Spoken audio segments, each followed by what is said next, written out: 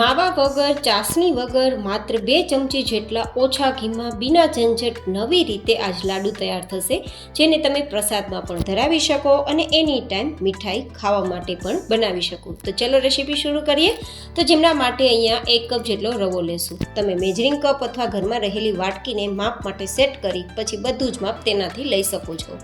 તો 1 કપ જેટલો આપણે રવાની સામે અડધા કપ જેટલું આપણે ટોપરાનું છીણ લેશું. અહીંયા ટોપરાનું છીણ થોડું વધારવું હોય તો વધારી શકો છો.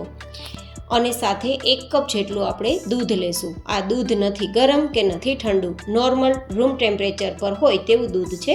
અને હવે દૂધ આપણે મિક્સ કરી દઈશું આપણા રવાની અંદર, જેથી આપણા રવાનો દાણો સરસ ફૂલી જાય. એકદમ પરફેક્ટ માપ છે. જે કપ કે જે વાટકીથી રવો લીધો હોય તે જ કપ કે તે જ વાટકીથી દૂધ લેવાનું અને ટોપરાનું છીણ આપણે તે જ વાટકી કે તે જ કપથી અડધું લેવાનું. હવે રવો પલળે અને દાણા સરસ ફૂલી જાય તે માટે 10 મિનિટ છોડી દેશું.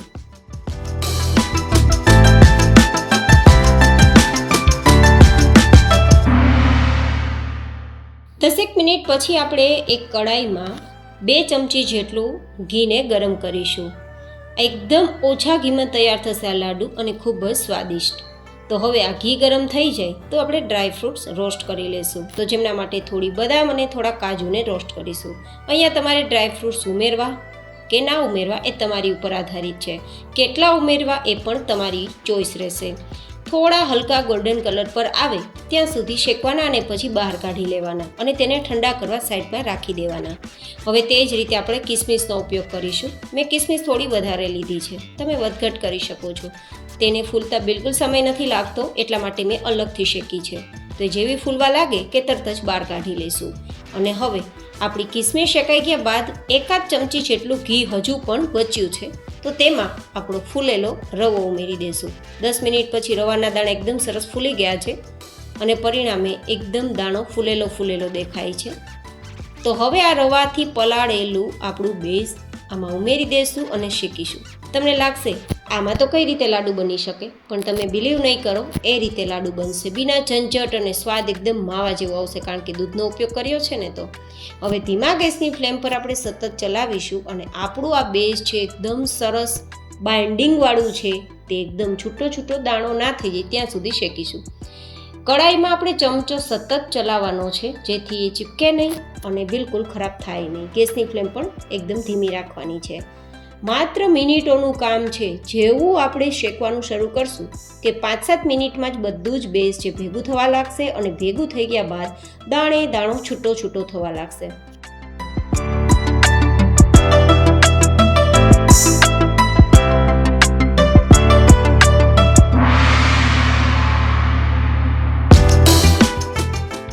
માવાના ઉપયોગ વગર માવાના ટેસ્ટ સાથે તમારે લાડુ તૈયાર કરવા હોય ને તો એકવાર આ રીતે ટ્રાય કરજો, ખૂબ જ સ્વાદિષ્ટ લાગશે.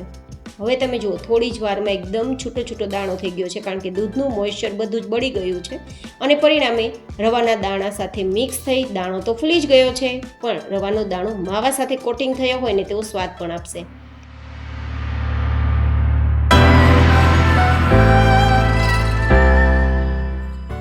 તો હવે આપણે તેને નીચે ઉતારી ઠંડુ કરી લેશું અને ઠંડુ ઝડપથી થાય તે માટે અલગથી વાસણમાં લઈ લેશું. અને હજુ થોડું ગરમ છે ને ત્યાં જ આપણે તેમાં જાયફળ પાવડર, એલચી પાવડર, જે ફ્લેવર પસંદ હોય તે ઉમેરી શકાય.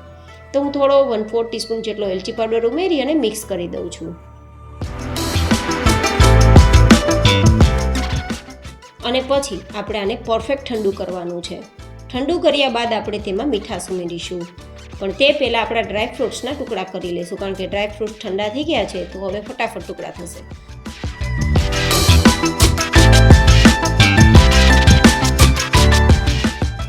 અને આપણી આ વેરાયટીને વધુ હેલ્ધી તૈયાર કરવા માટે સાકરનો ઉપયોગ કરું છું 1 કપ જેટલો, અને તેને દળીને પાવડર તૈયાર કરી લઈશું. તમને લાગશે સાકર અને ખાંડમાં શું તફાવત છે? બંનેમાં બહુ જ તફાવત છે, તમે ચેક કરી શકો છો.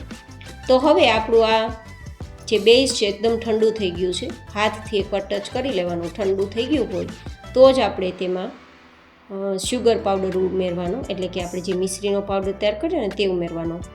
તો મિશ્રી પાવડર ઉમેરતા પહેલાં આપણે ડ્રાય ફ્રૂટ્સ જે રોસ્ટ કર્યા છે ને તે કાજુ, બદામ, કિસમિસ તે ઉમેરી દઈશું અને મિક્સ કરી દઈશું. અને પછી આપણે જે મિશ્રીનો પાવડર તૈયાર કર્યો છે ને તે ઉમેરી દઈશું.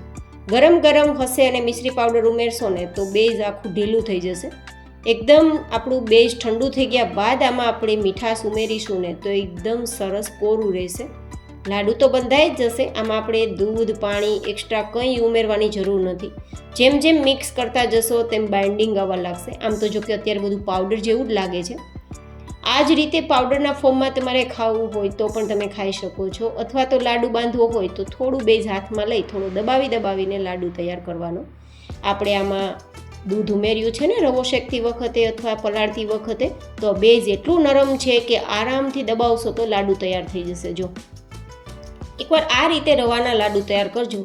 જે ટ્રેડિશનલ લાડુ તૈયાર કરવામાં ઘી તેલનો ઉપયોગ થાય છે ને તે નહીં કરવો પડે, જેથી હેલ્થ કોન્શિયસ લોકો માટે આ લાડુ બેસ્ટ રહેશે. તો આ રીતે આપણે હવે પિસ્તાથી તેને સજાવી દઈશું. જો કે આપણે ડ્રાયફ્રૂટ્સ ઉમેર્યા એમાં પણ તમે પિસ્તાનો ઉપયોગ કરી શકો છો, પણ હું થોડું ડેકોરેશન એટ્રેક્ટિવ કરવા માગતી હતી તો મેં આ રીતે કર્યું છે. હવે લાડુ તૈયાર થઈ ગયા છે અને ખોલીને બતાવું તો એકદમ સરસ બાઇન્ડિંગ થઈ ગયું છે અને એકદમ દાણો દાણો છૂટો થઈ ગયો છે. લાડુ બિલકુલ વિખાતો પણ નથી અને એકદમ સરસ સોફ્ટ પણ છે. તો કેવી લાગી તમને નવી રીતે રવાના લાડુ તૈયાર કરવાની રેસીપી? અને તમારા ફીડબેક જરૂર શેર કરજો. ફરી મળીશું એક નવી જ હેલ્ધી એન્ડ ઇન્ટરેસ્ટિંગ રેસીપી સાથે. ત્યાં સુધી stay healthy, stay happy, take care.